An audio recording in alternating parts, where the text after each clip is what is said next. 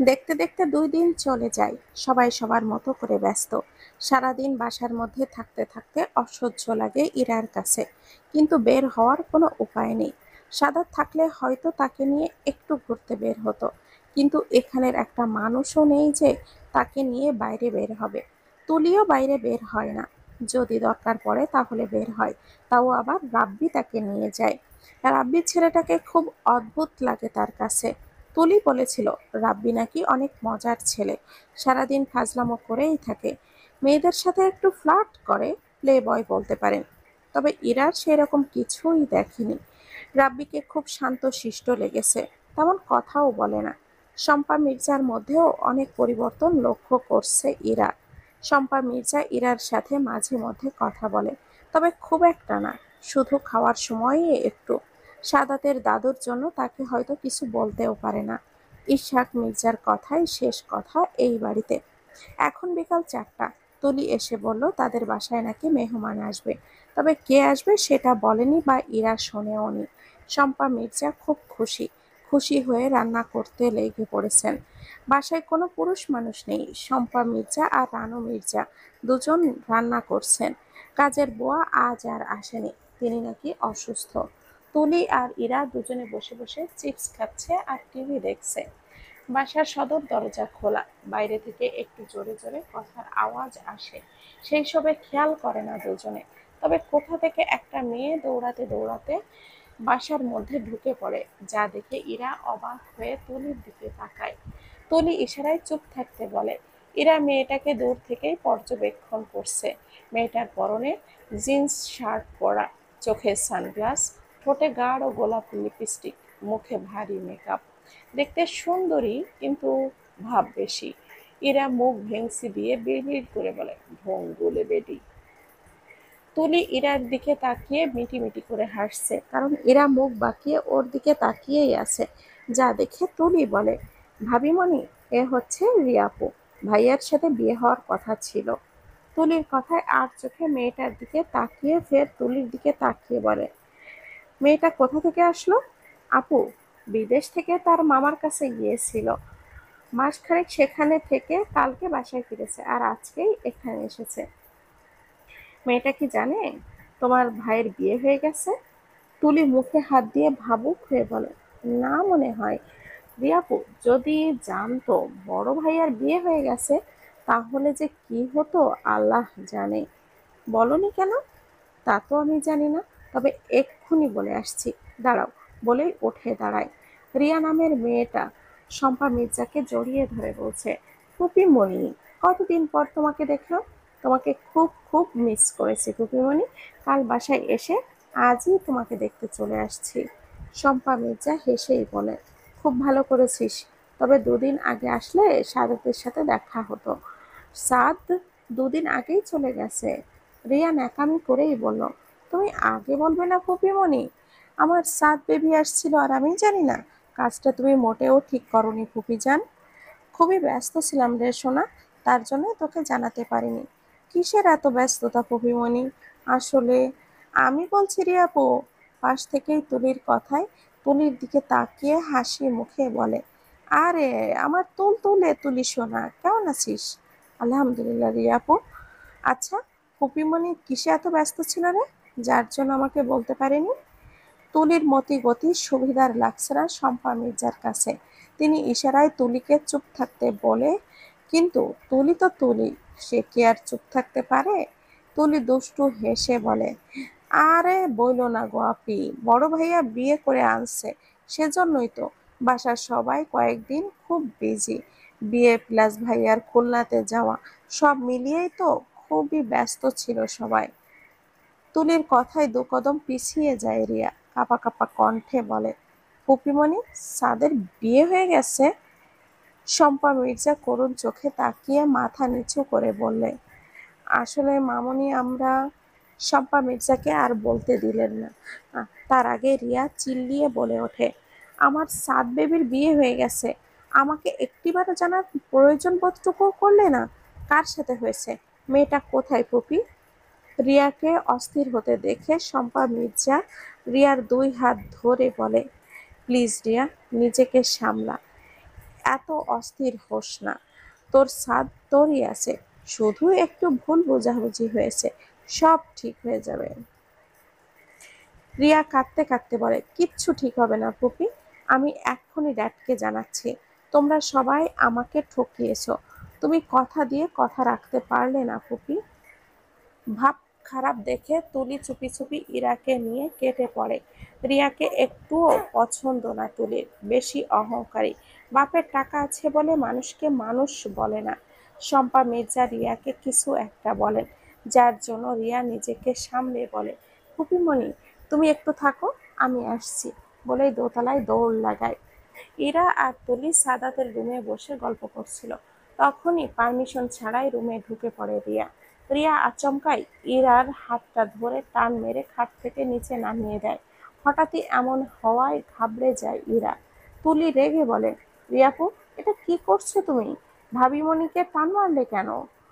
রিয়া তীক্ষ্ণ দৃষ্টিতে তাকিয়ে বলে, তুই চুপ থাক তুলি, ছোট ছোটর মতোই থাক, বড়দের মধ্যে কথা বলবি না, আমারটা আমাকে বুঝে নিতে দে। তুলি তাচ্ছিল্য হেসে বলে, তোমার কখনোই ছিল না আপু, আর যা তোমার না তা নিয়ে কেন খামোখা সময় নষ্ট করছো তুমি? যা হয়েছে মেনে নাও না, প্রশ্নই আসে না। আমি সাদাতকে ভালোবাসি, আর কোথা থেকে একটা মেয়ে এসে আমার থেকে আমার সাদকে কেড়ে নেবে, এটা তো হতে পারে না। এই মেয়ে, তুই কেন এসেছিস আমাদের জীবনে? ভালোই ভালোই বলছি, চুপচাপ কেটে পড়, নইলে তোর এমন হাল করব না তুই ভাবতেও পারছিস না। সাদ শুধু আমার, বুঝেছিস? এরা চুপচাপ রিয়ার কথা শুনছে। রিয়ার কথার পরিপ্রেক্ষিতে একটা কথাও বলেনি, শুধু বলেছে, হাতটা ছাড়ুন। রিয়া আরো শক্ত করে ইরার হাতটা চেপে ধরে। ইরা ব্যথায় কুকিয়ে ওঠে, চোখে পানি টলমল করছে। এর আগে কেউ কখনো তাকে এইভাবে ব্যথা দেয়নি। ইরার চোখে পানি দেখে রিয়া শয়তানির হাসি হেসে বলে, হ্যাঁ এতটুকুতেই এই অবস্থা, তাহলে ভাব এরপরে কি হতে পারে। ইরা আবার বলে, হাতটা ছাড়ুন, লাগছে আমার। রিয়া হাত ছাড়ে না। ইরা আর সহ্য করতে না পেরে বলে, হাতটা ছাড়তে বলেছি, কানে যাচ্ছে না, বলেই গায়ের সর্বশক্তি দিয়ে ঝাড়া মেরে দেয়। রিয়া টাল সামলাতে না পেরে ফ্লোরে পড়ে যায়, যা দেখে তুলি খিলখিলিয়ে হেসে ওঠে। রিয়া ফ্লোর থেকে উঠে অগ্নি দৃষ্টিতে তাকিয়ে তর্জনী আঙ্গুল তাক করে বলে, এই মেয়ে। ইরা আঙ্গুল ধরেই বলে, আঙ্গুল নিচে, বয়সে ছোট হতে পারি, কিন্তু সম্পর্কে আপনার থেকে বড় আমি, তাই ভাবি বলুন আমাকে। আর হ্যাঁ, আমি চুপ করে শুনছি বলে ভাববেন না আমি কিছু বলতে পারি না। নেহাতি আপনি আমার থেকে বয়সে বড়, নইলে বুঝিয়ে দিতাম আমি কি। একটা প্রবাদ আছে না, ছোট মরিচের ধক বেশি। এরার কথায় আশ্চর্য হয়ে যায় রিয়া। 2 দিনের এই মেয়ে তাকে এতগুলি কথা শুনিয়ে ছাড়লো। রিয়া রাগে গজগজ করতে করতে রুম থেকে বেরিয়ে যায়। রাগে গজগজ করছে রিয়া, তাকে পাশে বসে সান্ত্বনা দিচ্ছে শম্পা মির্জা। শম্পা মির্জার এই আহ্লাদিপনা ভালো লাগছে না রানু মির্জার। বড় যা বলে কিছু বলতেও পারছেন না। খামোকা ঝামেলা বাড়িয়ে কেন শত্রু হতে চাইছেন তিনি, এটাই বুঝতে পারছেন না রানু। শম্পা মির্জার রুমের সোফায় বসে রিয়া নখ কামড়াচ্ছে, ফর্সা মুখ লাল হয়ে আছে। রিয়া গম্ভীর কণ্ঠে বলল, ফুপিমণি, মেয়েটার এত সাহস হয় কি করে, আমাকে যা ইচ্ছা তাই বলেছে। একে তো আমি ছাড়বো না, এর শেষ দেখে ছাড়বো। শম্পা মির্জা সান্ত্বনার স্বরূপ বললেন, রিয়া মামনি, এত ভাবিস না, মেয়েটা বেশি দিন টিকবে না, দেখিস এমনিই চলে যাবে। কিন্তু কিভাবে ফুপিমণি, তুমি যাই বলো না কেন, আমি মেয়েটাকে ছাড়বো না। আমি ড্যাডকে বলে মেয়েটার এমন অবস্থা করব তুমি ভাবতেও পারবে না। দেখ রিয়া, এমন কিছু করিস না যার জন্য তোকে পস্তাতে হয়। এমন একটা প্ল্যান করিস যেন সাপও মরে আর লাঠিও না ভাঙে। আর হ্যাঁ, আমার শ্বশুরের নজরে যেন না পড়িস, তাহলে কিন্তু খারাপ হয়ে যাবে, আর আমিও কিছু বলতে পারবো না। ওহ, কাম অন ফুপি, তুমি তোমার শ্বশুরকে এত ভয় পাও কেন শুনি? উনি কি বাঘ নাকি ভাল্লুক? তুই ওসব বুঝবি না, এখন চুপচাপ রেস্ট নে, একটু পর সবাই বাসায় ফিরবে। আমার শ্বশুরের সাথে একটু ভদ্রভাবে কথা বলবি, সবার মন জয় করার চেষ্টা করবি। অতঃপর তিনি চলে গেলেন, আর রিয়া মনে মনে শয়তানি বুদ্ধি কষছে। ইরা আর তুলি দুজনে মিলে প্ল্যান করছে, কাল তারা একটু বের হবে, তবে কার সাথে যাওয়া যায় সেই আশায় আছে। রাত 9টা। মাত্রই সবাই ফিরেছে বাসায়। ইরা সবার জন্য শরবত করতে চলে আসে, কারণ গরমে সবার অবস্থা খারাপ। ইরার পাশে তুলি এসে উপস্থিত হয়। তুলিকে দেখে মুচকি হাসে ইরা। তুলি মেয়ে খুব ভালো, তাকে সবসময় সব কাজে সাহায্য করে। ইরার সাথে তুলিও শরবত করতে হেল্প করে। ইরা ট্রেতে করে 3টি গ্লাসে ঠান্ডা শরবত নিয়ে আসে। প্রথমে দাদুর হাতে দেয়। ইসহাক মির্জা হেসে ইরার হাত থেকে গ্লাসটা নিয়ে চুমুক দেয়, আর এরপর শ্বশুর আর চাচা শ্বশুরকে শরবত দেয়। আজ একটু বেশি গরম পড়েছে, যার জন্য এখন শরবত দেয়। এমনিতেই খুব একটা দেওয়া হয় না, বেশিরভাগ যেই দিন দেয় সেই দিন দুপুরেই দেয়। আর আজ ইচ্ছে করে রিয়াকে দেখিয়ে শরবতটা দিয়েছে। শাহাদাত মির্জা হেসে ইরাকে বলেন, কি ব্যাপার ইরা মামুনি, আজ হঠাৎ রাতে শরবত দিচ্ছ যে? ইরা মুচকি হেসে বলে, আসলে বাবা, আজ একটু বেশি গরম পড়ছে, তার জন্য ভাবলাম যদি একটু শরবত করে দেই তাহলে আপনাদের ভালো লাগবে। যা বলেছো, খুব ভালো করেছো। রিয়া দোতলার রেলিং ধরে দাঁড়িয়ে দেখছে আর লুচির মতো ফুলছে। ইরা আর চোখে দেখে মুখ টিপে হাসে। দেখতে দেখতে কেমনে যে সময় চলে যাচ্ছে বলা মুশকিল। আজ শাহাদাত মির্জা তুলি আর ইরাকে নিয়ে কলেজের উদ্দেশ্যে বের হয়েছে। দুজনে ব্যাচমেট। বেশ সুবিধা হয়েছে, দুজনকে কলেজে ভর্তি করবে। কলেজে এসে ভর্তির সমস্ত কার্যক্রম শেষ করে ইরা আর তুলিকে নিয়ে বাসায় ফিরতে বলেন। রাব্বিকে আজ সাথে নিয়ে এসেছে তারা। রাব্বি আসতে চাইছিল, তবে তাকে জোর করে তুলি এনেছে।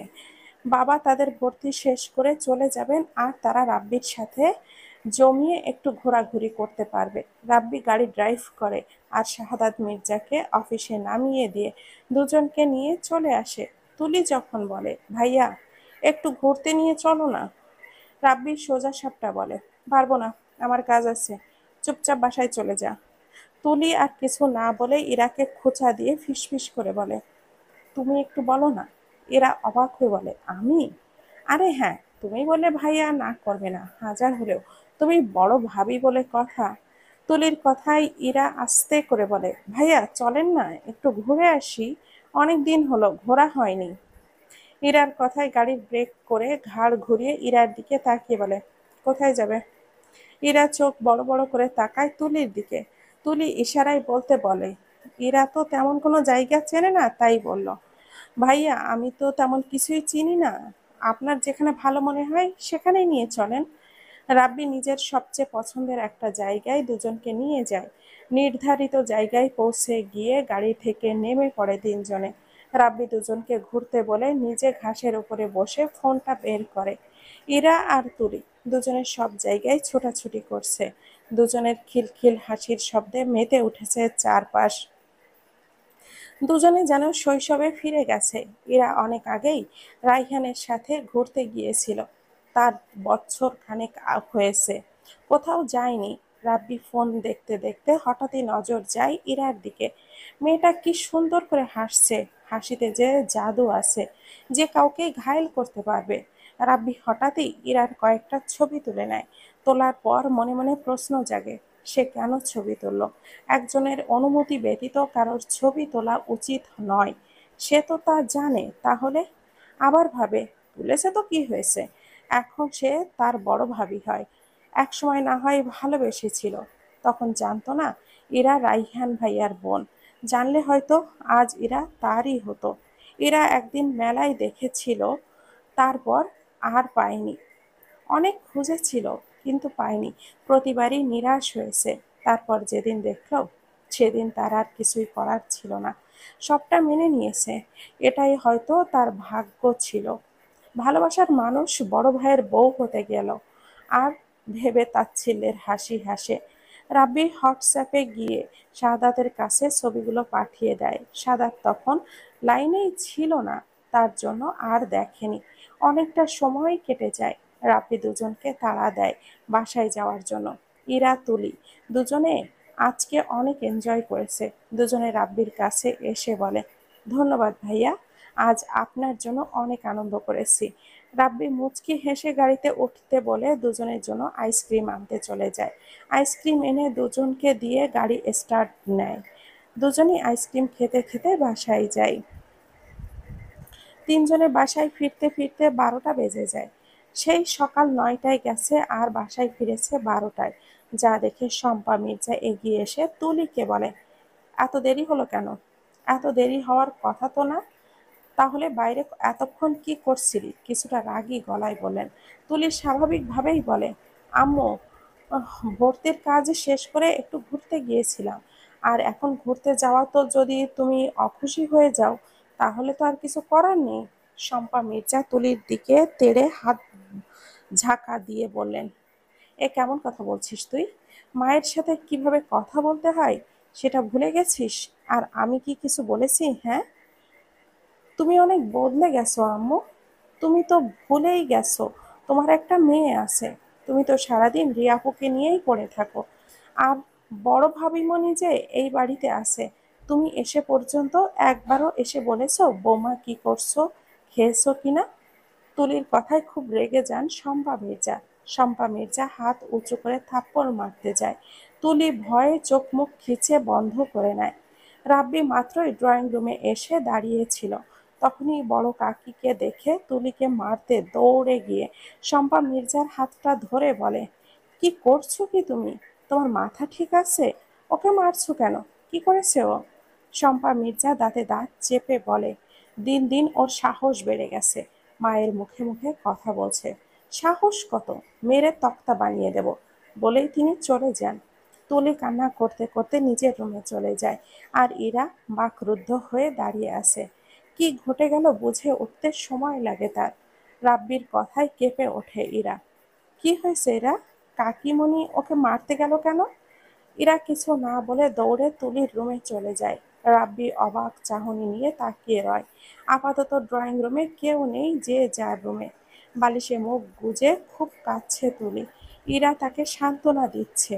কেন সে ওইসব কথা বলতে গেল? তাকে নিয়ে মা মেয়ের মধ্যে ঝামেলা করলো।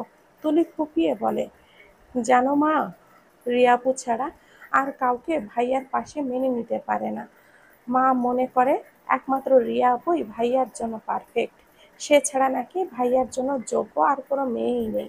এই জন্যই তো আমার ভালো লাগে না। দেখছো না, রিয়া আপু কতদিন আসছে অথচ যাওয়ার নামই নেই। আপু যদি একটু যেতেও চায় তাহলে তাকে আটকে দেয় মামুনি। তুলির কথার মাঝেই সাদাত ভিডিও কল দেয়। এরা ধরবে কি ধরবে না ভাবছে। তুলি বুঝতে পেরে কল ধরে বলে, এরা কল রিসিভ করে সামনে ধরতেই সাদাত বলে, তোমাকে এমন দেখাচ্ছে কেন? কিছু কি হয়েছে? সাদাতের কথায় চমকে ওঠে ইরা। সাদাতকে এখন কি বলবে সে? অনেক ভেবে বলে, কিছু হয়নি তো, কি হবে, সব ঠিক আছে। ইরাকে মিথ্যা বলতে দেখে তলি ফোনটা কেড়ে নিয়ে ফুপিয়ে কেঁদে উঠে বলে, ভাইয়া জানো, মা আজ আমাকে মারতে এসেছিল। তুমি কবে আসবে ভাইয়া? বোনের কথায় সাদাত আশ্চর্য হয়ে যায়। তার মা তুলিকে মারতে চেয়েছিল, কিন্তু কেন? সাদাত তুলিকে ইরার কাছে ফোনটা দিতে বলে। তুলি ফোন দিয়ে দেয়। ইরা ফোনটা ধরে বলে, বলুন, আম্মুকে মারতে চেয়েছে কেন? মিথ্যা বলবে না, সব সত্য বলবে। ইরা দ্বিধায় পড়ে যায়, কিন্তু না বললেও কোনো উপায়ও নেই। ইরা একটু আগের ঘটনা সব খুলে বলে। সব শুনে সাদাত নিশ্চুপ। তারপর কিছু কথা বলে ফোনটা রেখে দেয়। এখনো যারা যারা বিছানার ওপর থেকে ফোনটা রাখতে রাখতেই শম্পা মির্জা হাজির হয়। এই সময় তাকে দেখে ঘাবড়ে যায় ইরা। সে আবারও শুনে ফেলেনি তো? ইরার ভাবনাই সত্যি হলো। তিনি রুমে ঢুকতে ঢুকতে বলেন, তোমার জন্য আজ আমার মেয়ের এই অবস্থা। তাকে তুমি উস্কিয়ে দিয়েছ। তুলি আগে এমন ছিল না। যবে থেকে তোমার সাথে মিশতে শুরু করলো তবে থেকেই ও এমন হয়েছে। ইরা অবাক হয়ে বলে, আন্টি চুপ মেয়ে, একটা কথাও বলবে না। তোমাকে তো আমি কোনোদিনও মানব না। আর না তুমি স্বাদের সাথে সুখে সংসার করতে পারবে। এরা আর একটা কথাও বলে না। সে ঝামেলা চায় না এমনিতেই। তার ভাগ্য খারাপ। যতটুকু আছে সেইটুকু আর ভাঙতে চায় না। ইরাকে কিছু বলতে না দেখে তুলি বিছানা থেকে উঠে বলে, আম্মু, তুমি বেশি বেশি করছো। আব্বু দাদু বাসায় আসলে সব বলে দেব। শম্পা মির্জা চোখ রাঙিয়ে তাকান তুলির দিকে। তুলি ভয়ে মাথা নিচু করে নেয়। শম্পা মির্জা চলে যান। সকাল থেকে সাদাতের শরীরটা খারাপ, প্রচন্ড মাথা ধরেছে, যার জন্য ডিউটিতেও যায়নি, ছুটি নিয়েছে। সাদাত বিছানায় শুয়ে বাসার কথা ভাবছে। এখন চাইলেও সে বাসায় ফিরতে পারবে না। মাত্র মাসখানেক হয়েছে সে এসেছে, এর মধ্যে ছুটি চাইলে কখনোই ছুটি পাবে না। ফোনের রিংটোন বাজছে, কিন্তু রিসিভ করছে না সাদাত, কারণ রিয়া বারবারই ফোন করছে, বেজেই যাচ্ছে। লাস্টে বিরক্ত হয়ে ফোনটা রিসিভ করে বলে, দেখছি ফোনটা ধরছি না, তাহলে বারবার কেন কল দিচ্ছ? আর এত কল দেওয়ার মানেটা কি রিয়া? রিয়া ন্যাকা কান্না করে বলে, সাদ, তোমার কথা খুব মনে পড়ছে। তুমি কবে আসবে? আমাকে তোমাকে না খুব দেখতে ইচ্ছে করছে। আগামী 2 বছরেও হয়তো বাসায় ফিরবো না। এখন ফোনটা রাখ, কথা বলতে ভালো লাগছে না। আর হ্যাঁ, আমি তোর বড় ভাইয়া, আর ভাইয়া বলেই ডাকবি, ক্লিয়ার? রিয়া এবার তেজ দেখিয়ে বলে, একটু আগে তো ভালোই বইয়ের সাথে কথা বলছিলে, কই তখন তো খারাপ লাগেনি, এখন আমার সাথে কথা বলছো অমনি খারাপ লাগছে? তুমি ওই থার্ড ক্লাস মেয়েটার জন্য আমাকে ইগনোর করতে পারো না সাদ? সাদাত রেগে বলে, তুই কাকে থার্ড ক্লাস মেয়ে বলছিস? তুই জানিস মেয়েটাকে? মেয়েটা আমার বিয়ে করা বউ। বউ বউ বউ, পুরো মাথা খারাপ করে দিল একেবারে। আমি ছাড়া আর কেউ তোমার বউ হবে না, বলে দিলাম সাদ। অলরেডি আমার বউ হয়ে গেছে রিয়া। পাবে না তুমি। আমি ছাড়া তোমাকে কেউ পাবে না। তোমাকে পেতে চাইলে ওকে শেষ করে দেব আমি। সাদাত এবার খুব রেগে যায়। রেগে ক্রুদ্ধ হয়ে বলে, রিয়া, তুই কিন্তু বাড়াবাড়ি করছিস। নিজের সীমার মধ্যে থাক, নইলে আমার থেকে খারাপ আর কেউ হবে না। ফার্দার আর আমাকে কল করবি না, আর ইরার থেকে দূরে দূরে থাকবি। ওর দিকে হাত বাড়ানোর চেষ্টা করবি না, বলেই কলটা কেটে দেয়। সাদাত কলটা কেটে দিতে রিয়া রেগে সামনে যা আছে সব জেলে ফেলে দেয়। শব্দটা শুনে শম্পা মির্জা দৌড়ে আসেন। রিয়া দাঁতে দাঁত চেপে বলে, তোমাকে না পেলে সব শেষ করে দেবো সাদ। তুমি শুধু আমার। তোমাকে আমি সবার থেকে লুকিয়ে রাখবো। তোমাকে কেউ ছুঁতেও পারবে না। রিয়ার অতিরিক্ত রাগ শম্পা মির্জার দুশ্চিন্তার কারণ। রিয়া অতি আদরে বড় হয়েছে, যা চেয়েছে তাই পেয়েছে, আর না পেলে তাকে শেষ করতে দুবারও ভাববে না। শম্পা মির্জা বলেন, মামুনি শান্ত হ। আমি এক্ষুনি বাসায় যাব ফুপি। ইরাকে আমি ছাড়বো না, শেষ করে দেব। আমার সাদের দিকে তাকানোর ফল কি হতে পারে এবার দেখবে ইরা। ও কি ভেবেছে বামুন হয়ে চাঁদ পেয়ে যাবে? কখনোই না। আমি থাকতে তা কখনোই হবে না। রিয়া ব্যাগপত্র গুছিয়ে বেরিয়ে যায় মির্জা বাড়ি থেকে। ছাদে দাঁড়িয়ে তুলি আর ইরা দুজনে দেখে হাসে। তুলি হেসে বলে, আপদ বিদেয় হয়েছে, উটকো ঝামেলা এসে বোঝা হয়েছিল একেবারে। ইরা রিয়ার দিকে তাকিয়ে থেকে বলে, রিয়াপুর মুখ দেখে মনে হচ্ছে খুব রেগে আছে। রিয়াপুকে আমার সুবিধার লাগে না তুলি। উনি আবারও খারাপ কিছু করবে না তো? আরে না, তুমি অযথা টেনশন করছো। না করলেই ভালো। তবুও কিছু অজানা ভয়ে ইরার ভালো লাগে না। সময় বহমান স্রোতের মতো চলে যাচ্ছে। দেখতে দেখতে কেমন করে যেন 6টা মাস চলে গেছে। ইরা এখন প্রতিদিন কলেজে যায়, নিয়মিত ক্লাস করে বাসায় ফেরে। ইরাকে প্রমাণ করতে হবে সাদাতের যোগ্য বউ হিসাবে, আর প্রমাণ করতে হবে মির্জা বাড়ির বড় বউ হিসাবে। সাদাত তাকে পই পই করে বলে দিয়েছে মন দিয়ে পড়তে। ছোটবেলা থেকেই ইরার স্বপ্ন তাকে ডাক্তার হতে হবে, অনেক বড় ডাক্তার। সবাই তাকে চিনবে, তার মায়ের স্বপ্ন ইরা অনেক বড় ডাক্তার হবে। কথাগুলো ভাবতে ভাবতে মায়ের কথা মনে পড়ে যায়। চোখ দিয়ে টপ টপ করে পানি গড়িয়ে পড়ে। ইরা অতি সন্তর্পণে মুছে নেয় তা, অতঃপর পড়ায় মনোযোগ দেয়। রিয়া এই বাড়িতে আর আসেনি। শম্পা মির্জা ইরার সাথে কথা বলে না। রানু মির্জা সবসময় ইরার খেয়াল রাখে। ইরার বেস্ট ফ্রেন্ড তুলি। দুজনেই স্বপ্ন এক, দুজনেই ডক্টর হবে। কাল ফ্রাইডে, এই জন্য আজ আর পড়তে বসেনি। শম্পা মির্জার পায়ে ব্যথা বেড়েছে, এই জন্য শুয়ে রেস্ট নিচ্ছেন। ইরারা দুজন মিলে নুডলস রান্না করে সোফায় খেতে বসেছে। রাব্বিকেও ডেকে এনেছে। তিনজনে জিরো চিপস আর নুডলস দিয়ে বসেছে। তখনই বাসার কলিং বেলটা বেজে ওঠে। অসময়ে কে আসলো ভেবে অবাক হয়, কারণ এই সময় কেউ আসে না। বাপ দাদাদের আসার এখনো সময় হয়নি। ইরা দুজনকে খেতে বলে নিজে দরজা খুলতে যায়। দরজা খুলে সামনের মানুষটাকে দেখে পুরাই টাসকি খেয়ে যায়। অবাক হয়ে বলে, আপনি?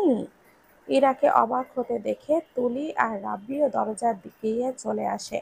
দরজায় হাস্যোজ্জ্বল যুবকে ওরফে মেজর সাদাত মির্জাকে দেখে বলে ওঠে, ভাইয়া তুমি? তুমি আসবে কই? আমাদের তো বললে না। একদম সারপ্রাইজড হয়ে গিয়েছি ভাইয়া। সাদাত মৃদু হেসে বলে, সারপ্রাইজ দেব বলেই তো না বলে আসছি। সাদাত রাব্বিকে জড়িয়ে ধরে বলে, আগেরবার যখন আসলাম তখন তো তোর দেখাই পেলাম না। বন্ধুদের সাথে ট্যুরে চলে গেলি। আম্মু কাকিমণি কোথায় ওদের? তাদের দেখছি না যে। এইবার খুব ঘুরবো ভাইয়া, তুমি বাসার ভেতরে আসো। সাদাত ইরার দিকে তাকিয়ে ভেতরে আসে। সাদাতের পেছনে পেছনে বাকিরাও আসে। সাদাত ড্রয়িং রুমে এসে চিৎকার করে ডাকে, আম্মু কোথায় তুমি? দেখো কে এসেছে। শম্পা মির্জা সাদাতের কণ্ঠস্বর পেতে ধরপড়িয়ে ওঠেন। পায়ের ব্যথা নিয়ে ছুটে আসেন ড্রয়িং রুমে। এসে সাদাতকে জড়িয়ে ধরে চোখের পানি ফেলে বলেন, সাদ, তুই আসছিস বাবু? কেমন আছিস বাবা? আসবি, মাকে একবার বলবি না তুই? তাহলে আমি সব রেডি করে রাখতাম। সাদাত মুচকি হেসে বলে, আম্মু তুমি শান্ত হও। আমি আলহামদুলিল্লাহ ভালো আছি। তুমি কেমন আছো? আর আমার জন্য এত ব্যস্ত হতে হবে না, শান্ত হয়ে বসো। শম্পা মির্জা আর চোখে ইরার দিকে তাকিয়ে বললেন, আমি আর ভালো? আমাকে কি আর ভালো থাকতে পারি? সব ঝামেলা তো আমার। আচ্ছা সাদ, তুই আসবি তা তো বললি না কেন? সাদাত ঢের বুঝতে পারে তার মা কাকে মিন করে বলছে। সাদাত কথা ঘুরিয়ে বলে, আম্মু অনেক জার্নি করে আসছি, আমার রেস্টের প্রয়োজন। আচ্ছা বাপ, রুমে গিয়ে রেস্ট নে। ওকে, তুমি গিয়ে শুয়ে পড়ো।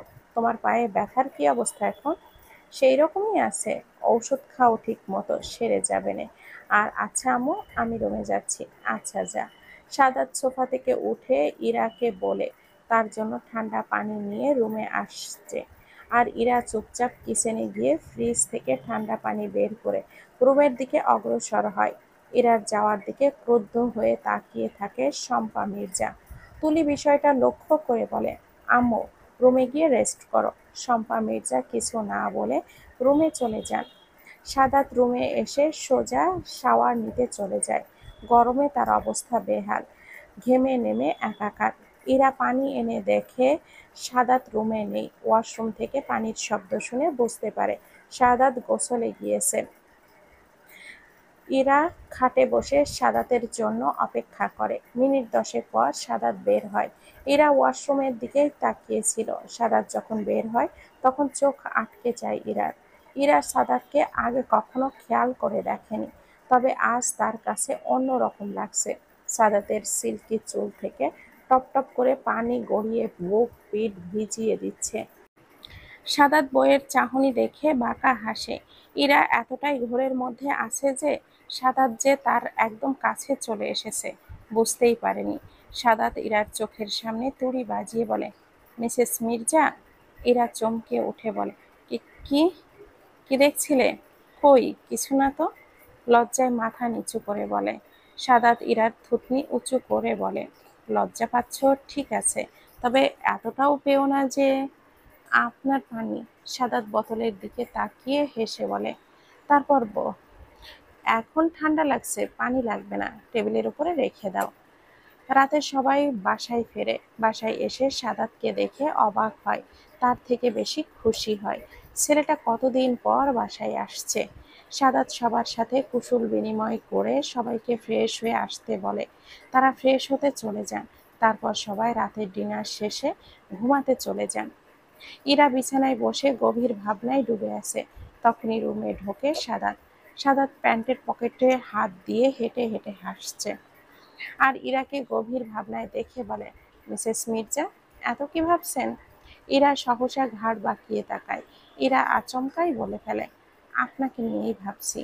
সাদাত ভুরু নাচিয়ে বলে, আমাকে নিয়ে? তা কি এমন ভাবছেন শুনি? তেমন কিছু না। সাদাত বিছানা থেকে বালিশ নিয়ে সোফায় অগ্রসর হয়ে বলে, ঘুমিয়ে পড়ো। ইরা হাত বাড়িয়ে বলে, শুনুন। সাদাত থেমে যায়। ইরার কাছে এগিয়ে এসে বলে, বলো। আপনি চাইলে বিছানায় শুতে পারেন। এত বড় লম্বা একটা মানুষ সোফায় শুতে কষ্ট হয় তো। সাদাত ইরার খুব নিকটে এসে চলে আসে। সাদাতের গরম নিঃশ্বাস আছড়ে পড়ছে ইরার মুখে। ইরার বুক ধড়ফড় করে, হৃদস্পন্দন খুব দ্রুত ওঠানামা করে। সাদাত ফিসফিস করে বলে, স্বামীজানের জন্য খুব কষ্ট হচ্ছে তাই না? মানে? সাদাত দূরে সরে এসে স্বাভাবিকভাবে বলে, তোমার প্রবলেম হবে না? না না, প্রবলেম হবে কেন, কোলবালিশ তো আছে। বলেই বোকা বোকা হাসে ইরা। সাদাত চোখ ছোট ছোট করে বলে, আমাদের মাঝে কোলবালিশ দিয়ে রাখবে? হ্যাঁ। আচ্ছা ঠিক আছে। বলে বিছানায় ধরাম করে শুয়ে পড়ে। আর ইরা হাওয়ার মতো করে সাদাতের দিকে তাকিয়ে থাকে। সাদাত সেটা দেখে বলে, কি হলো, শো? হ্যাঁ হ্যাঁ, শুচ্ছি তো। নিজেও শুয়ে পড়ুন। সকাল সকাল রিয়া মির্জা ভিলায় হাজির হয়েছে। যে রিয়া 10টা না বাজলে ঘুম থেকে ওঠে না, আর সেই সাত সকালে এসে হাজির। ব্যাপারটা অদ্ভুত তাই না? এখন সকাল 6:30। রিয়ার ফোন পেয়ে শম্পা মির্জা ঘুম থেকে উঠে ড্রয়িং রুমে চলে এসেছে। কিছুক্ষণ বসার পরপরই রিয়া আসে। রিয়াকে দেখে তিনিও বললেন, রিয়া, তুই এত সকালে এসেছিস কেন? আমি তো তোকে বললাম একটু বেলা করে আসতে। এখন বাসায় সবাই নানান প্রশ্ন করবে তো। পুপিমণি, এখন এসেছি বেশ করেছি। এবার তুমি আমার ব্যাগটা নিয়ে রুমে রেখে এসো, আমি একটু আসছি। বলেই রিয়া উঠে চলে যায়। রিয়াকে কোথাও যেতে দেখে বলে, কোথায় যাচ্ছিস তুই? রিয়া বাঁকা হেসে বলে, তোমার ছেলের রুমে। রিয়ার কথায় চমকে ওঠেন শম্পা মির্জা। তিনি কিছুটা ভয় নিয়ে বলেন, এখন যাস না রিয়া, পরিস্থিতি বুঝে কাজ কর প্লিজ, বেশি ঝামেলা করিস না। এখন সবাই বাসায় আছে, তোর সাথে কিন্তু আমারও প্রবলেম হতে পারে, বি কেয়ারফুল। রিয়ার চোখে মুখের হাবভাব অন্যরকম। সে শম্পা মির্জাকে রেস্ট নিতে বলে সাদাতের রুমের দিকে চলে যায়। রিয়া রুমের সামনে এসে একটু উঠতে পারে না, দরজা দেওয়া নাকি এমনি ভিড়ানো, তাই হাত দিয়ে ঠেলা দিয়ে চেক করতে যায়। আচমকা দরজা খুলে যাওয়ায় চোখ মুখ খুশিতে নেচে ওঠে। রিয়া খুব ধীরে ধীরে আওয়াজবিহীন রুমে প্রবেশ করে। এক বিছানায় দুজনকে দেখে রেগে যায়। তার উপরে ইরার দিকে এগিয়ে যায়। ইরা গভীর ঘুমে আচ্ছন্ন। রাতে দুজনের মধ্যে যে কোলবালিশ দেওয়া হয়েছিল সেটা আর নেই। দুজন দুজনের খুব নিকটে। সহসা ইরার কাছে এসে ইরার হাতটা ধরে হ্যাচকা টান মেরে দেয়। হঠাৎই ঘুমের ঘোরে এমন হওয়ায় ভয়ে কেঁপে উঠে চিৎকার করে ওঠে। হঠাৎই চিৎকারের শব্দ শুনে সাদা তো ধরপড়িয়ে উঠে বলে, ইরা, কি হয়েছে? সাদার চোখ ডোলে সামনে তাকাতেই রেগে যায়। রেগে বিছানা থেকে উঠে এসে বলে, হাউ ডিয়ার ইউ রিয়া, তোর সাহস কি করে হয় বিনা পারমিশনে আমার রুমে আসার? আর এসে তুই ইরাকে টেনে উঠালি কেন? হাত ছাড় বলছি। রিয়া শয়তানি হাসি হেসে বলে, ও কামল সাদ বেবি, এই মেয়েটার সাহস কি করে হয় তোমার সাথে একই বেডে শোয়ার? রিয়া আরো জোরে ইরার হাতটা চেপে ধরে। ইরা হাত ব্যথায় কোকিয়ে ওঠে। ইরার ব্যথা সাদাতের বুকে গিয়ে লাগে। সাদাত রেগে গিয়ে রিয়ার হাত থেকে ইরাকে ছাড়িয়ে রিয়ার গালে সজোরে একটা থাপ্পড় মেরে বসে। থাপ্পড় খেয়ে ছিটকে গিয়ে পড়ে। রিয়া গালে হাত দিয়ে অগ্নি দৃষ্টিতে তাকায় ইরার দিকে। ইরা সাদাতের কাছে দাঁড়িয়ে আছে। রিয়া উঠে এসে ইরার গালে থাপ্পড় মেরে দেয়। সাদাত বুঝতে পারেনি রিয়া যে ইরাকে মারবে। সাদাতের প্রচন্ড মাথা গরম হয়ে যায়।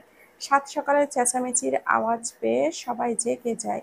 শব্দ কোথা থেকে আসছে তাই অনুসরণ করে সবাই সাদাতের রুমে চলে আসে। শম্পা মির্জার ভয়ে হাত পা কাঁপছে। তিনি কিচেনে দাঁড়িয়ে সব শুনছেন। আর তিনি এটাও টের পেয়েছেন যে সবাই সাদাতের রুমে গেছে। তিনি আর কোনো উপায় না পেয়ে সাদাতের রুমের দিকে আগাতে থাকেন। বাড়ির ছোট বড় সব সদস্যরা সাদাতের রুমে। সাদাতের পাশে দাঁড়িয়ে ইরা কাঁদছে। সাদাতের সামনে রিয়া মাথা নিচু করে দাঁড়িয়ে আছে। ইসহাক মির্জা চুপচাপ সবকিছু পর্যবেক্ষণ করে নেন। ইসহাক মির্জা সাদাতের দিকে তাকিয়ে কিছু বোঝার চেষ্টা করেন, কিন্তু কিছু বুঝতে পারেন না। তবে এটা বুঝতে পারেন, রিয়া মেয়েটা যেহেতু এসেছে সেহেতু বড় কিছু ঘটেছে, নইলে সাদাত এমন রেগে যাওয়ার ছেলে নয়। শম্পা মির্জা সবেমাত্র রুমে ঢুকেছে। তখনই রিয়া কাঁদতে কাঁদতে গিয়ে বলে, ফুপিমণি, তোমার ছেলে আমাকে থাপ্পড় মেরেছে, যা নয় তাই বলেছে। আমি খুব ব্যথা পেয়েছি ফুপিমণি। রিয়ার কথায় সাদাত চিৎকার করে বলে, এই, একটাও ফালতু কথা বলবি না। যদি বলিস তাহলে আবারও থাপ্পড় দিয়ে গাল লাল করে দেবো। বেয়াদব মেয়ে, কোনো ম্যানার্স নেই। ফ্যামিলি তোকে সঠিক শিক্ষাটাই দিতে পারেনি। ফ্যামিলির কথা তোলায় শম্পা মির্জা চেতে বলে, সাদ, মুখ সামলে কথা বলো। ফ্যামিলি তুলছিস কেন?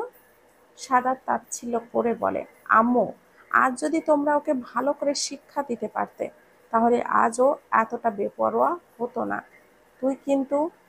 ইসহাক মির্জা গম্ভীর কণ্ঠে শুধালো, বৌমা, আর একটা কথাও না।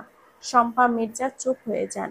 ইসহাক মির্জা রিয়াকে বলল, তুই এত সকালে মির্জা বাড়িতে কেন? আর এসেছো, ভালো হয়েছে, কিন্তু সাদের রুমে কেন এসেছো? তুমি তো একজন অ্যাডাল্ট পারসন, তুমি কি বোঝো না স্বামী স্ত্রীর পার্সোনালিটি বলে একটা বিষয় থাকে? তাহলে তুমি কোন বুঝে এখানে এই রুমে এসেছো? ফার্দার তুমি আর এই রুমের ত্রিসীমানায় আসবে না। আমার চোখে যেন আর না দেখতে হয়। তুমি আমাদের অতিথি, অতিথিদের মতোই থেকো।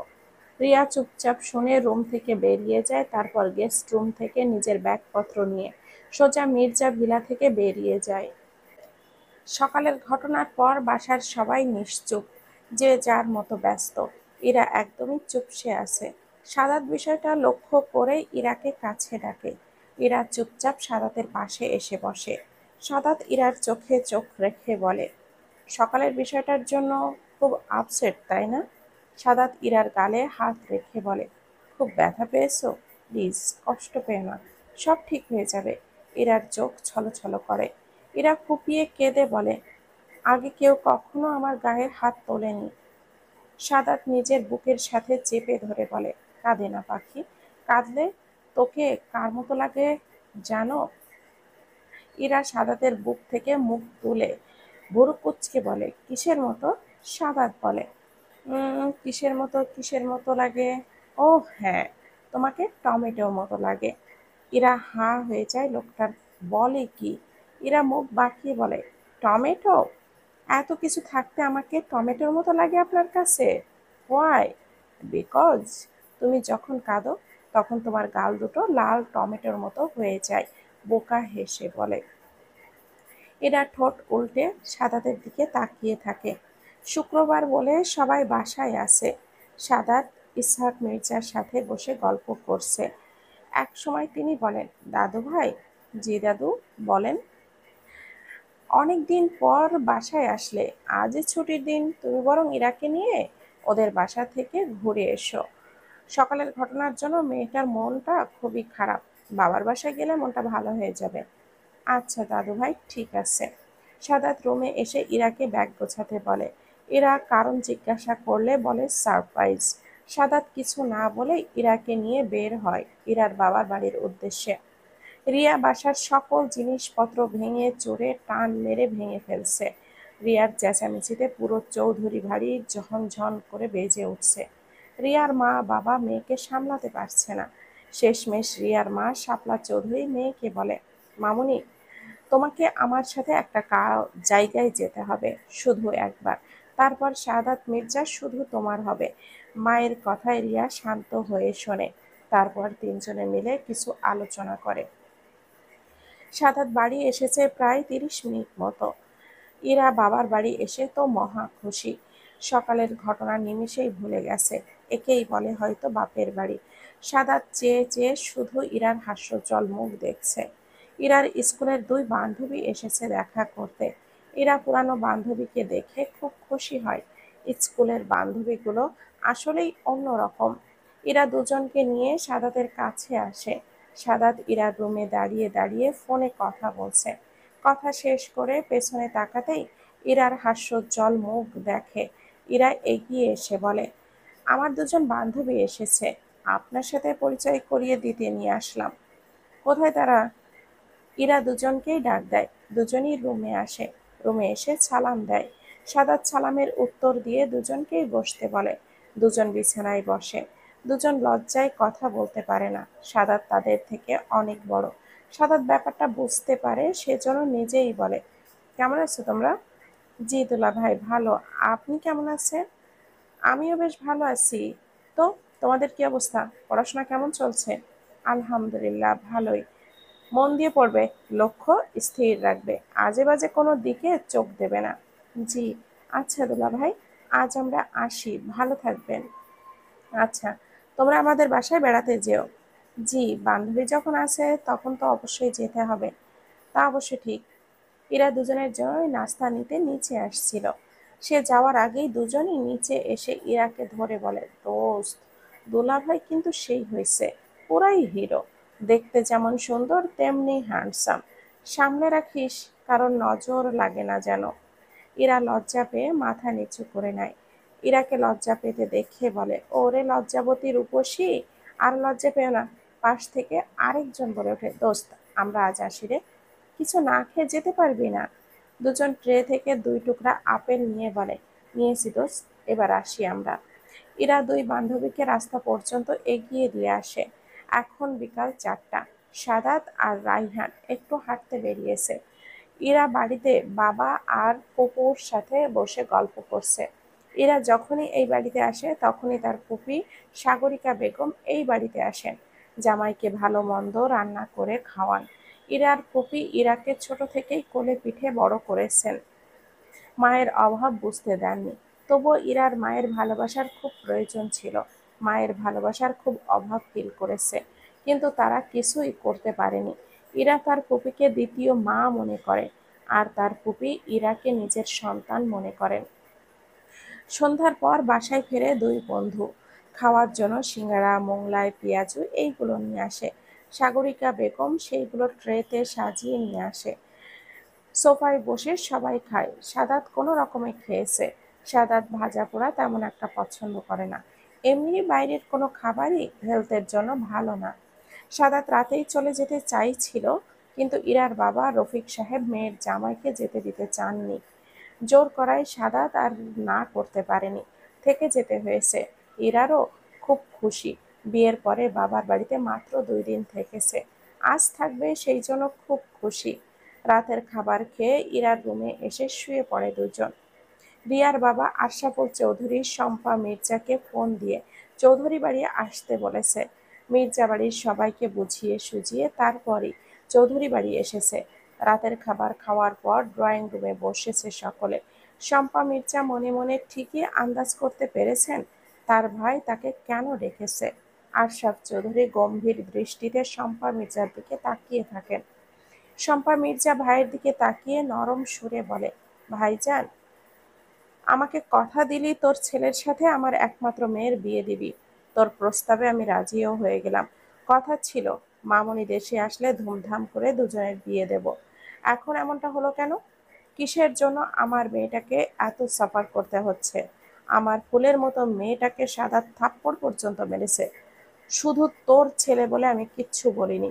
যদি অন্য কেউ হতো তাহলে এতক্ষণে তার লাশ পড়ে থাকতো। এইসবের মানেটা কি শম্পা? শম্পা মির্জা আমতা আমতা করে বলে, ভাইজান, আমি কিছু জানি না।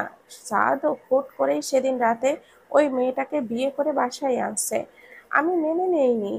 আমি রিয়া মামুনিকেই তো আমার সাদের বউ করবো ভাইজান। তাহলে মেয়েটা মির্জা বাড়িতে কি করছে? ওকে তাড়িয়ে দিচ্ছিস না কেন? ভাইজান, আমার শ্বশুরের কথাই শেষ কথা মির্জা ভিলায়। আমার শ্বশুর মশাই বিয়েটাকে মেনে নিয়েছে, এমনকি মেয়েটাকে তুলির সাথে কলেজেও ভর্তি করিয়েছে, সব কিছুর সুযোগ সুবিধা দিচ্ছে। বাড়ির সবাই মেয়েটাকে মাথায় করে রাখছে। এখন আমি কি করব? সাদও আমার সাথে কথা বলে না, কথা শোনে না, সবাই আমার বিরুদ্ধে। মেয়েটাকে সরিয়ে দে। মানে? সহজ কথা বুঝিস না? সাদাতের জীবন থেকে সরিয়ে দে। এমন কাজ কর যাতে করে মেয়েটা নিজে নিজেই সাদাতের লাইফ থেকে সরে যায়। আমি কিভাবে সরাবো ভাইজান? আমি পারবো না। যদি এই কাজ আমি করতে যাই তাহলে হয়তো ওই বাড়িতে আমারই জায়গা হবে না। সরি ভাইজান। তাহলে আমাকেই করতে হবে। আমার মেয়ের সুখের জন্য, হাসি ফোটানোর জন্য আমি সব করতে পারি। ভাইজান, এমন কিছু করো না যাতে করে মেয়েটার কোনো ক্ষতি হয়। ইরাকে আমি যতই মেনে না নেই না কেন, ইরা খুব ভালো একটা মেয়ে। ইরার সাথে সাদের বিয়ে না হয়ে অন্য কারোর সাথে বিয়ে হলে আমি ঠিকই মেনে নিতাম। শুধু তোমাকে কথা দিছি বলে আমি মেনে নেইনি। তুই কিন্তু অন্য সুরে কথা বলছিস শম্পা। আমি ঠিকই বলছি ভাইজান। আমি খারাপ কিছু করতে চাই না, শুধু তোমাকে কথা দিয়েছি আর সেই কথা রাখার সর্বোচ্চ চেষ্টাও করছি। আমার যা বোঝার বোঝা হয়ে গেছে। তুই রুমে গিয়ে ঘুমিয়ে পড়, আমি রুমে যাচ্ছি। আর রুমি, তুমি রিয়া মামুনিকে দেখে রুমে এসো। প্রতিদিনের মতো আজও রাত পেরিয়ে সকাল হয়েছে, তবে আজকের সকালটা একটু অন্যরকম। সাদাত ইরা দুজন দুজনকে জড়িয়ে ধরে ঘুমিয়ে আছে। ঘুমের ঘোরে কে কাকে জড়িয়ে ধরেছে কেউ জানে না। সাদাত এখনো ঘুমাচ্ছে, ইরা জেগে যায়। ইরা যখন ঘুরে শুতে যায় তখন অনুভব করে তাকে কেউ দুই হাতে আঁকড়ে ধরে আছে। ইরা চোখ ডোলে সামনে তাকাতেই সাদাত মুখ দেখে হাঁ হয়ে যায়। ইরা কি মনে করে যেন সাদাতের কপালে ঠোঁট ছুঁয়ে দেয়। সাদাত চোখ মুখ দলা করে ফেলে। ইরা দুষ্টুমি করে এবার সাদাতের গলায় কিচ করে।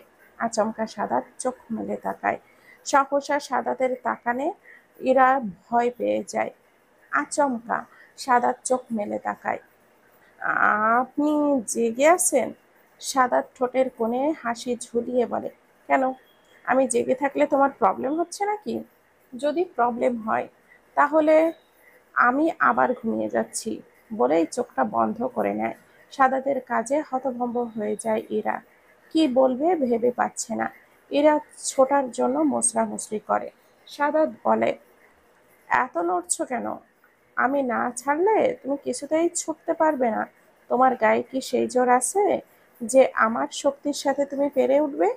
ইরা কাঁদো কাঁদো ফেস করে বলে, আমাকে ছেড়ে দিন না, আমি কিছু করিনি তো। আর কোলবালিশ কোথায়? এখানে তো কোলবালিশ থাকার কথা ছিল। তাহলে আপনি কোথা থেকে আসলেন? সেটা তো জানি না, তবে তবে কি? তুমি যে এত ভালো আদর করতে পারো সেটাই তো জানতাম না। সাদাতের কথায় লজ্জায় সাদাতের বুকে মুখ লুকায়। সাদাত ইরাকে ছেড়ে উঠে বসে, তারপর গম্ভীর কণ্ঠে শুধালো, যাও, গিয়ে ফ্রেশ হয়ে নাও, নাস্তা করে বাসায় যেতে হবে। হঠাৎ করেই সাদাতের কি হলো বোঝার চেষ্টা করে ইরা। লোকটা এখনই কত হাসি খুশি হয়ে কথা বলছিল, আর এখন গম্ভীর হলোটা কি? ইরার ভাবনার মাঝেই বলে, কি হলো, যাচ্ছ না কেন? ইরা বিছানা থেকে নেমে ওয়াশরুমে চলে যায়, আর তার যাওয়ার পানে তাকিয়ে আছে সাদাত। সাদাত মনে মনে বলে, আমি জানি তোমার মনে এখন কি চলছে। এই সময় তোমাকে পড়ার দিকে মনোযোগ দিতে হবে। তোমার বয়স এখনো 17। তুমি আবেগের বশে কি করে ফেলবে তুমি নিজেও জানো না। এখন আমাকে সতর্ক থাকতে হবে। আমি কোনো ভুল করতে চাই না ইরা, আর না তোমাকে কোনো ভুল করতে দেব। ইরা ফ্রেশ হয়ে এসে নিচে চলে যায়। সাদাত নিজেও ফ্রেশ হয়ে এসে ড্রয়িং রুমে গিয়ে রাইহানের পাশে বসে। ইরার বাবা রফিক সাহেব বাসায় নেই। দুই বন্ধু গল্প করছে এমন সময় সাদাত বলে, রাইহান, তোর এবার কিন্তু বিয়ে করা দরকার। তোর জন্য বিয়ে ফরজ হয়ে গেছে বন্ধু।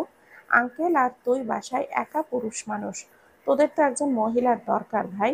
দেখ, যখন এই বাড়িতে আত্মীয় আসে তখন ফুপি এখানে এসে রান্না বান্না থেকে শুরু করে যাবতীয় সব করে।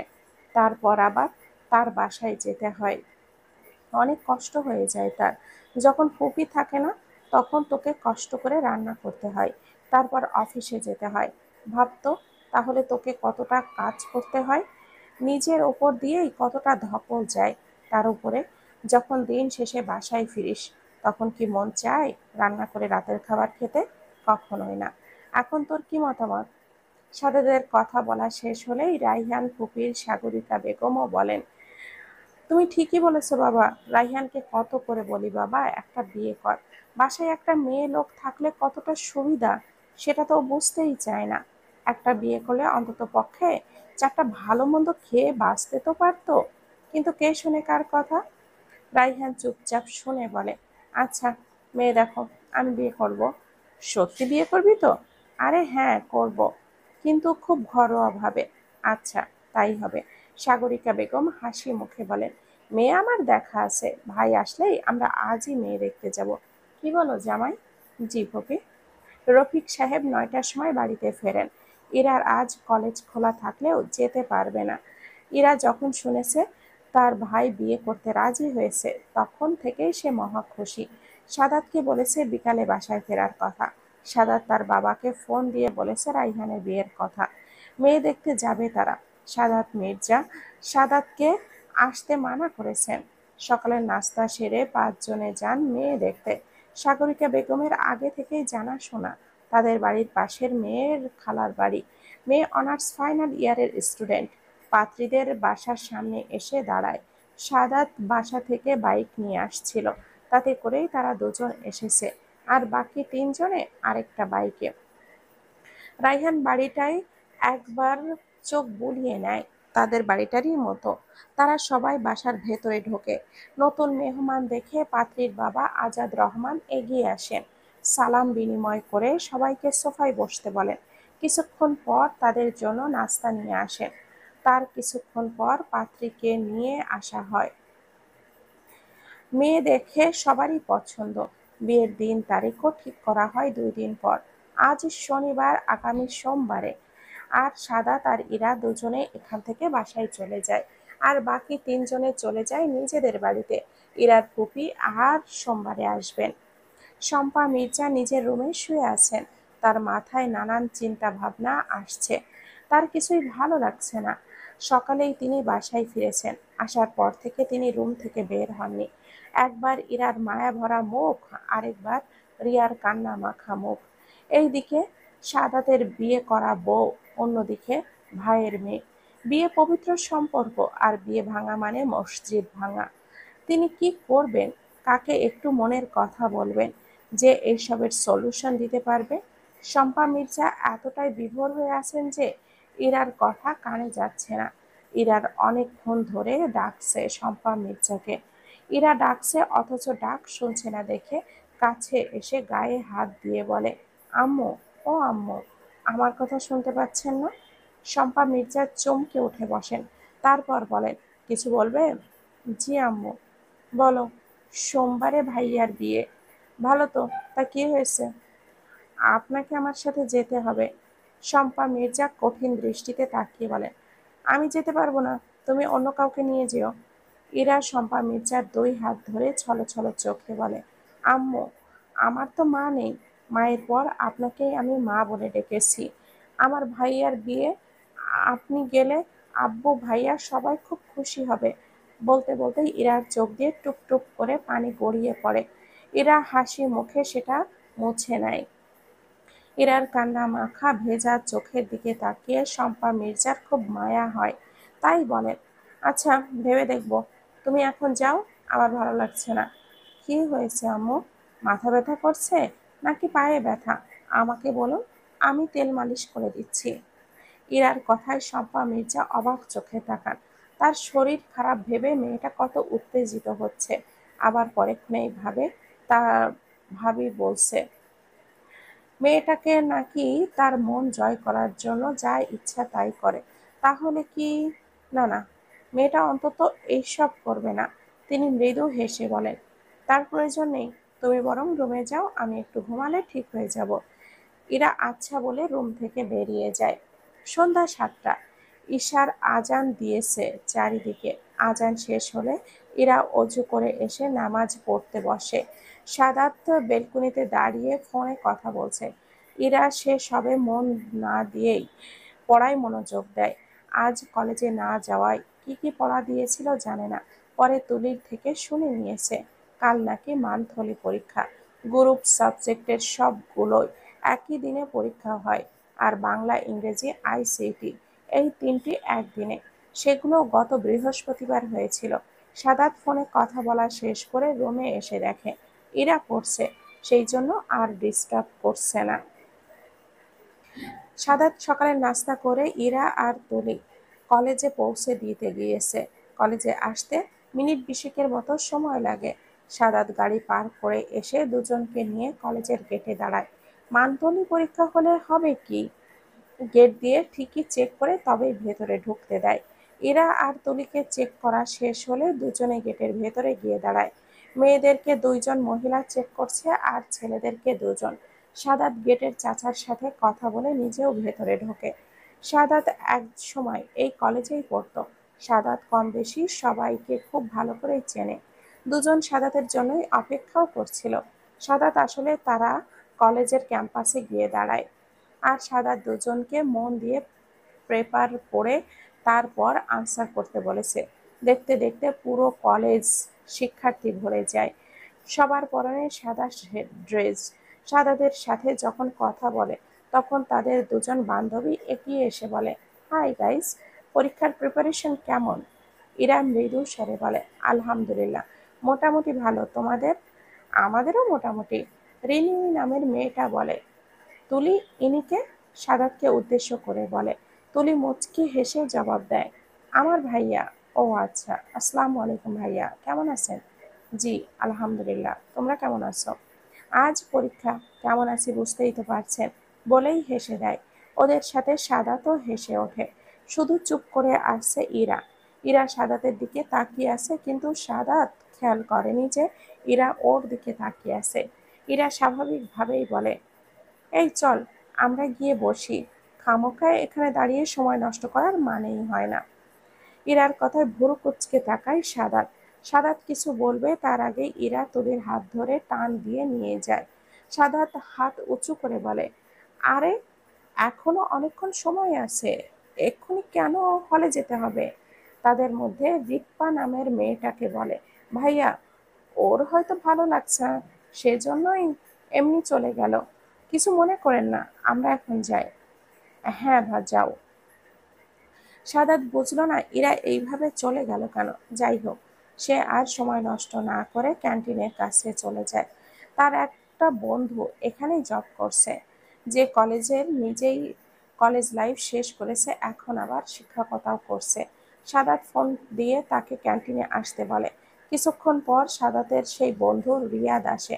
অনেকদিন পর পুরানো বন্ধুকে দেখে জড়িয়ে ধরে কুশল বিনিময় করে। সাদাত জানতো না রিয়াদ এখানে শিক্ষকতা করছে।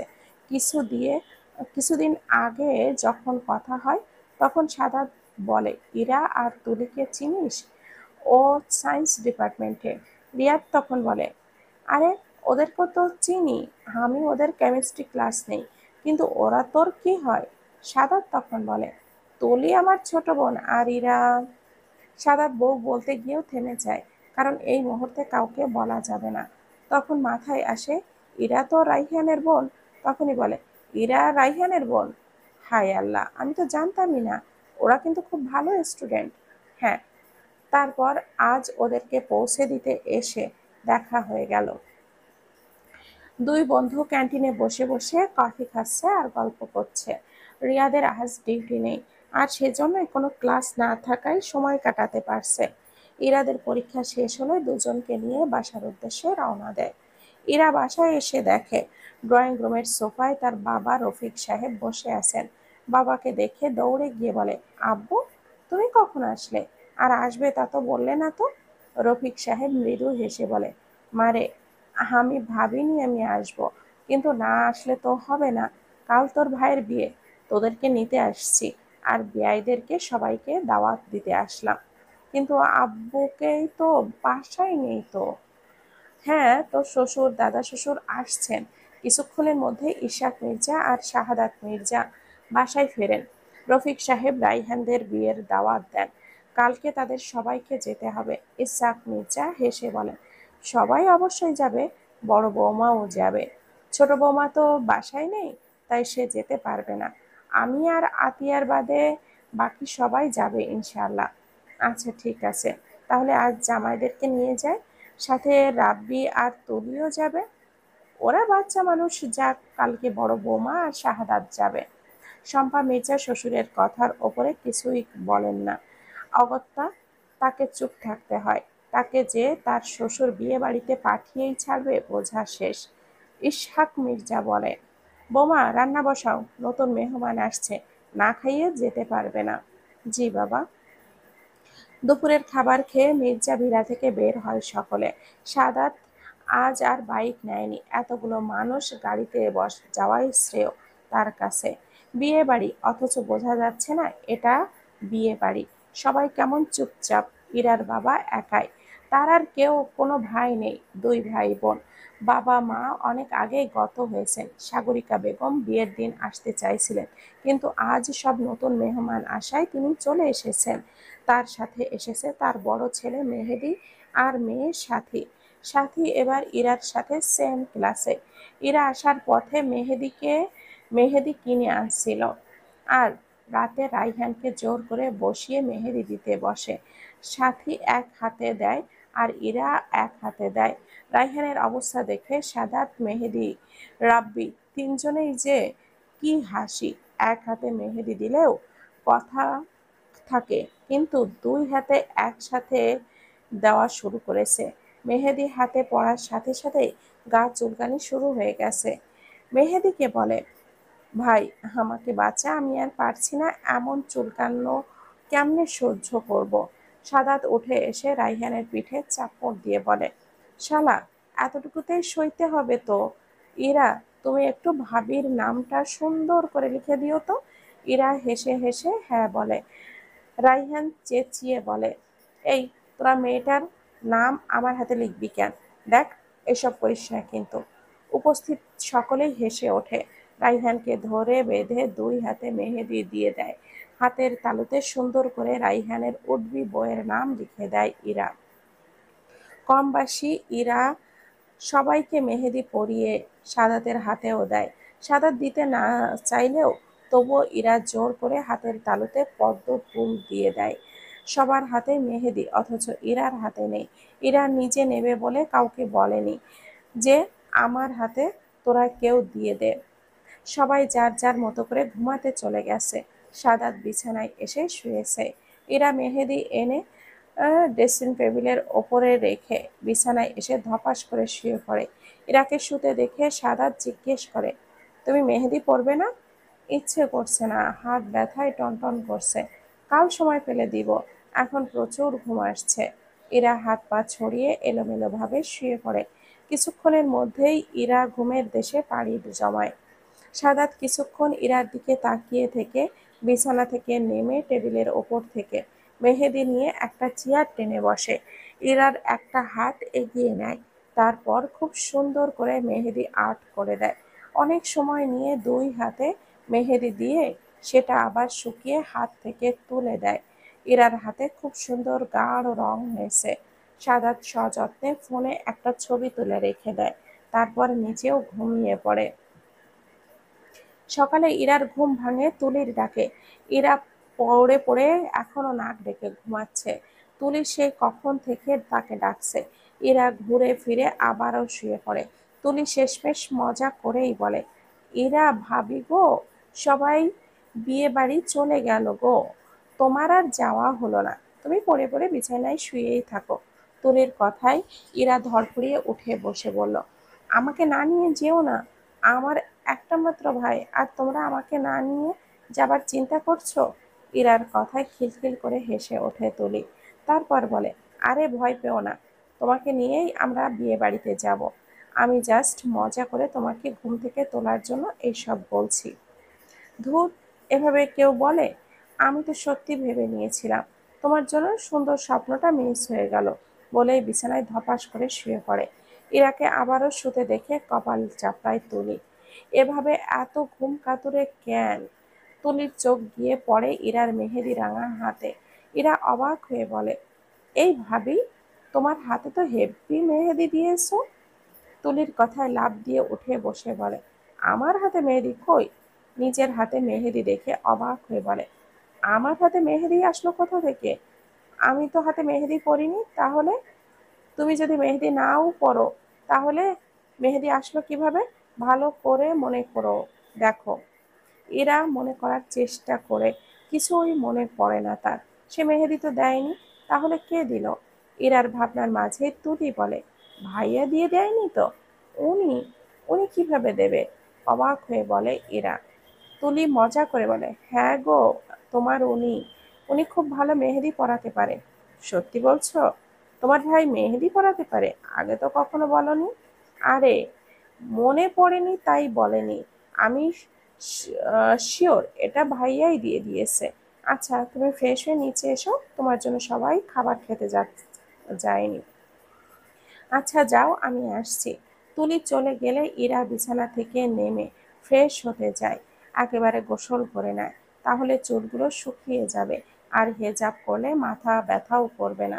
ভেজা চুলে হবে হেজাব পরলে তাকে আর পাওয়া যাবে না। ইরা বাথরুমের আয়নায় বারবার তার হাত দুটি দেখছে আর মিটিমিটি করে হাসছে। তারপর ঝটপট কাজ সেরে নিচে নেমে আসে। ড্রয়িং রুমে সকলে বসে আছে। ইরা যেতেই সবাই খাবার টেবিলে বসে। সবাই মিলে সকালের নাস্তা সেরে ফেলে। বাড়ির সবাইকে দেখলে শুধু দেখে না সাদাত আর মেহেদিকে। ইরা তুলির কাছে জিজ্ঞাসা করলে বলে, বাসর ঘর সাজানোর জন্য গাঁদা আর গোলাপ ফুল আনতে গিয়েছে ও। সকাল 10টা, অনেক আত্মীয় স্বজন আসতে শুরু করেছে। শাহাদাত মির্জা ও শম্পা মির্জা মাত্রই আসলেন। মেয়ের শ্বশুর শাশুড়িকে দেখে এগিয়ে আসেন রফিক সাহেব। তিনি সাগরিকাকে দ্রুত আসতে বলেন। বেআইনের সাথে কুশল বিনিময় করে বসতে বলে। এরা রুম থেকে শব্দ পেয়ে নিচে এসে দুজনকে দেখে হাসি মুখে জিজ্ঞেস করে, আব্বু আম্মু, আপনাদের আসতে কোনো সমস্যা হয়নি তো? শম্পা মির্জা চুপ করে থাকেন। শাহাদাত মির্জা হেসে জবাব দেয়, না রে মা, আমরা তো ভালোভাবেই এখানে পৌঁছেছি। একটু পর ইরার মামার বাড়ি থেকে লোক আসে। সাগরিকা বেগম সবাইকে একসাথে নাস্তা দেয়। কিছুক্ষণের মধ্যে সাদাত আর মেহেদি ফিরে আসে। সাদাত বাবা মাকে দেখে জিজ্ঞেস করে, কখন আসছো? শম্পা মির্জা বলেন, একটু আগে। সাদাত ইরাকে ডেকে বলে, আম্মুকে একটা রুমে নিয়ে যেতে। ইরা তাই করে। ইরা নিজের রুমে নিয়ে গিয়ে বসায় শম্পা মির্জাকে। সাদাত, রাব্বি আর মেহেদি মিলে বাসর ঘর সাজিয়ে রাইহানের রুমে তালা দিয়ে চাবি পকেটে রেখে দেয়। দুপুর 1টার সময় বরযাত্রী বের হয়। খুব কম মানুষই যাচ্ছে, বড় একটা মাইক্রোবাস নিয়ে। আর দুটো বাইক। বাড়ির ছেলে মেয়েরা আর পুরুষেরা যাচ্ছে, মহিলারা বাসায় আছে। বিয়ে বাড়িতে পৌঁছায় 3টার সময়। বরকে গাড়ি থেকে নামানোর থেকে শুরু করে নানান ঝামেলা থাকে। সব ঝামেলা শেষ করে বরকে নিয়ে যাওয়া হয় বিয়ের আসরে। বিয়ে বাড়িতে মানুষ গিজগিজ করছে। বরযাত্রী কম আসলেও কনের বাড়িতে অনেক মানুষ। কনে পক্ষ ভালোই অ্যারেঞ্জমেন্ট করেছে। আমাদের মধ্যে সবচেয়ে প্লে বয় রাব্বি মির্জা। অনেক দিন পরে আজ একটু ফ্লার্ট করা শুরু করেছে। রাব্বির ফ্লার্ট করা দেখে সকলের সে কি হাসি। একটা মেয়ে তো না পেরে বলেই ফেলেছে, এই ভাই, আপনার ফ্লার্ট করা হয়ে থাকলে সরেন তো, আমরা বরের হাত ধোয়াতে এসেছি, আপনার সাথে প্রেম করতে না। মেয়েটার কথা শুনে মুখটা শুকিয়ে যায় রাব্বির। রাব্বি কাঁদো কাঁদো ফেস করে বলে, আমার কপালটাই খারাপ, জীবনে একটা মেয়ে জুটলো না। বলে চেয়ারে গিয়ে বসে পড়ে। খাওয়া দাওয়ার পাট শেষ হলে কাজী সাহেব বিয়ে পড়াতে আসেন। দুজনের বিয়ের কাজ সম্পন্ন করেন।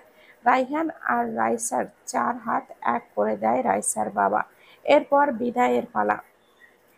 বাসর ঘরে ইয়া বড় তালা ঝুলছে। দরজার সামনে দাঁড়িয়ে আছে ইরা, তুলি, সাথী, সাদাত, রাব্বি, মেহেদি। কজনের দাবি রাইহানকে 50,000 টাকা দিতে হবে, কিন্তু রাইহান 5,000 টাকার বেশি একটা টাকাও দিতে পারবে না।